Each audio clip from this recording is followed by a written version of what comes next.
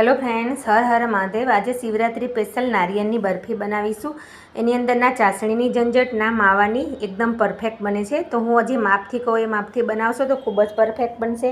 તો એની અંદર પછી સૂકું નારિયેળ આવે છે, એને પીસી અને 2 કપ નારિયેળ લેવાનું છે અને 1 કપ ખાંડ લેવાની છે અને એ અડધો કપ દૂધ। આ માપ પરફેક્ટ છે। જો તમને માર્કેટમાં મળતું સૂકું નારિયેળ લેવો તો એ બી લઈ શકો છો, પણ આ વધારે ગુણકારી હોય છે અને ટેસ્ટી હોય છે।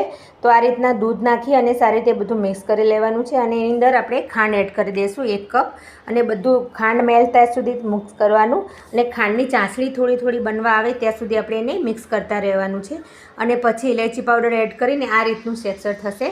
તો આ પરફેક્ટ છે। હવે આપણે એને ડીશની અંદર લઈ અને સેટ કરી લેવાનું અને ઉપરથી સારી રીતે ફ્લેટ કરી લેવાનું છે અને પછી મનગમતા ગાર્નિશ કરીશું। અમે બદામથી ગાર્નિશ કરું છું, તો આ રીતના ગાર્નિશ કરવાનું અને પછી મનગમતા શેપમાં કટ કરી તો તૈયાર છે નારિયેળની બરફી।